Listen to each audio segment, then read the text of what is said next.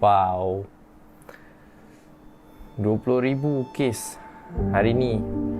Negara kita, Malaysia, mencatatkan rekod sekali lagi dalam tempoh 2 tahun ni, lebih kurang andaian aku 2 tahun, Malaysia telah merekodkan 20,000 kes.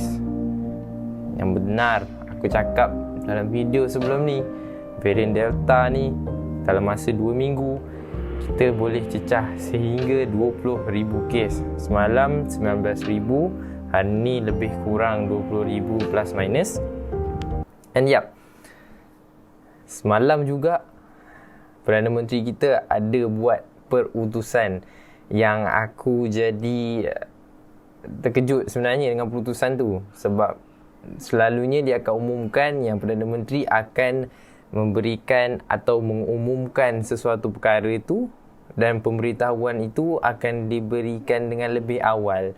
Mungkin 5 hari sebelum, 4 hari sebelum, dia akan bagi tahu yang dia akan buat perutusan pada tarikh yang dia telah pilih lah.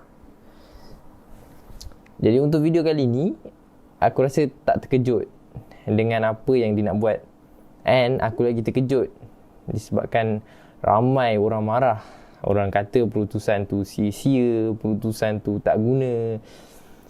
Ya, berdurasi lebih kurang dalam 10 hingga 15 minit. 12.30, 12.40, 12.45 dah habis.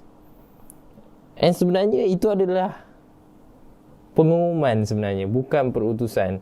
Dia nak buat pengakuan, tapi pengakuan yang aku tak berapa berkenan. Okey, macam ni lah. Aku ceritalah apa yang aku tak berpuas hati dengan apa yang dicakap. Okey, kita tolak tepi tentang ahli-ahli parlimen yang lain yang just sekadar buat kenyataan di media sosial, just buat kenyataan bertulis, dia orang post dekat dia orang punya akaun media sosial tu semua, kita tolak tepi. Aku just nak tengok yang aku highlight sekarang ni adalah di mana Perdana Menteri kita tidak akan sesekali meletakkan jawatan selagi masih mendapat majoriti sokongan. Okay? So korang tak perlulah risau lepas ni nak buat video apa, nak maki hamun kerajaan, nak suruh dia letak jawatan, nak desak dia undur diri, tak perlu. Okay? Korang perlu tunggu je sampailah saat yang ditunggu-tunggukan oleh rakyat, di mana pembubaran parlimen dan akan berlakunya pilihan raya. Sekarang kita sangat-sangat bergantung harap kepada wakil rakyat di parlimen masing-masing lah. Okay, straight to the point. Apa yang dia cerita dekat perutusan tu, pengumuman lah, bukan perutusan apa pun.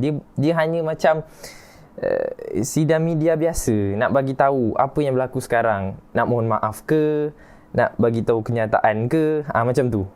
Apa yang dia cakap kat situ, yang dia dapat warkah ataupun dia dapat kenyataan daripada Agong yang menyatakan bahawa 8 orang ahli parlimen daripada parti UMNO memberitahu yang dipertua, iaitu Speaker Dewan tu lah, yang dia dah 8 orang tu dah tarik sokongan terhadap pihak kerajaan, pihak Perdana Menteri lah. And then Agong ada buat 2 peruntukan, yang mana dia cakap kat situ Agong perlu melantik seorang Perdana Menteri untuk mengetuai jemaah menteri lah. Tu peruntukan yang pertama. Peruntukan yang kedua, di mana sekiranya tiada majoriti sokongan yang penuh terhadap Perdana Menteri perlu meletakkan jawatan. Dan dia kata lagi, dia pergi ke Istana Negara menghadap yang di-Pertuan Agong kita pada pukul 11 pagi dan mendapat surat akuan yang menyatakan bahawa Perdana Menteri kita ni masih lagi dapat majoriti sokongan oleh ahli parlimen di dalam Dewan Rakyat. Seterusnya dia bagi tahu yang dia ada usulkan dia nak buat undi percaya, usul undi percaya, iaitu usul undi percaya ni ibaratnya macam dia nak bentang and bahaskan dekat kedua-dua dewan, okay, untuk mendapatkan majoriti sokongan. Aku tak pasti sama ada di dewan, kedua-dua dewan ataupun hanya di dewan rakyat saja.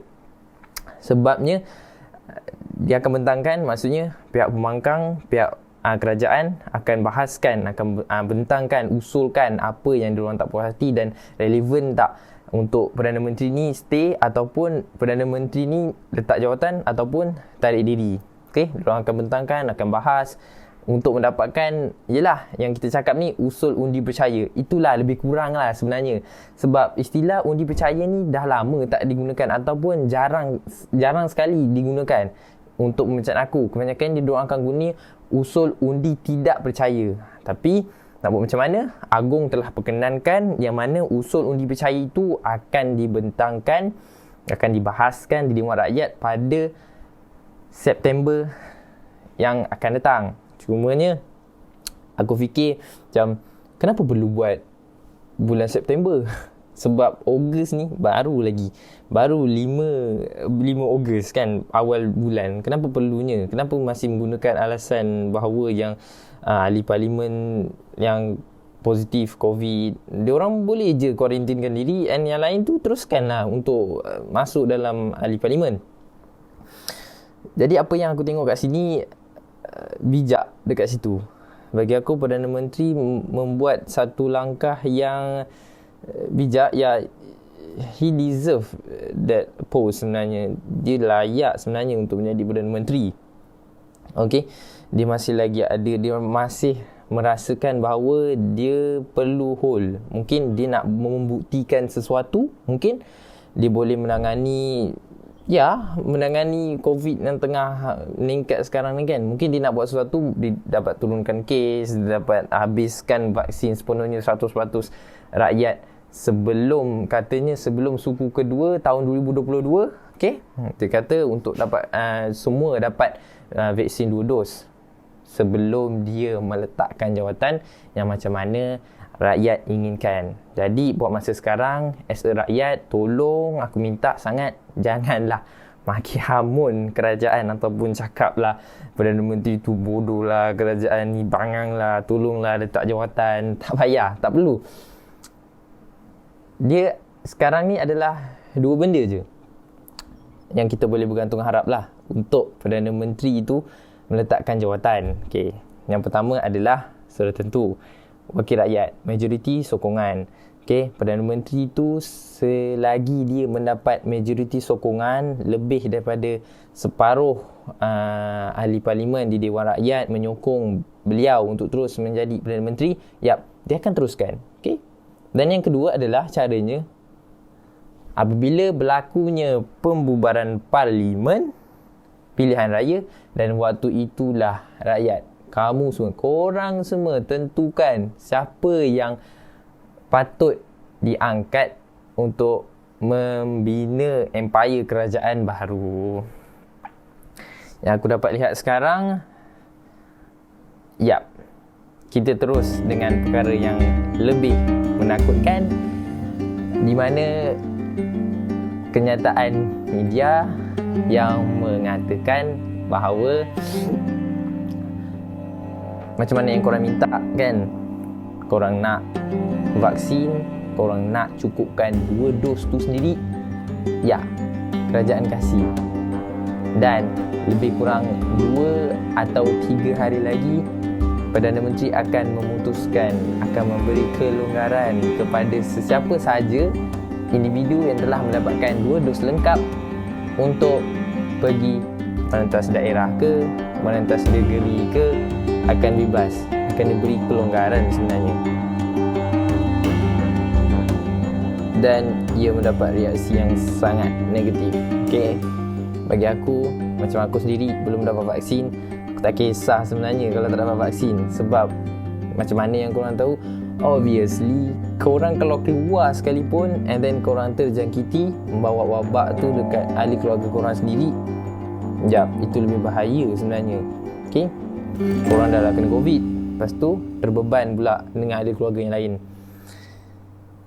Jadi itu sajalah perkongsian aku untuk kali ini. mungkin super teknikal untuk cerita usul undi percaya. Jadi aku hanya membuat sekadar perkongsian berdasarkan apa yang orang awam, orang biasa perlu tahu. Aku cerita dekat korang. Sebab ini melibatkan perundangan, melibatkan perlembagaan, melibatkan mahkamah, semua tu lah. Jadi itu saja daripada aku. Thanks for watching. I'll see you soon. Bye bye.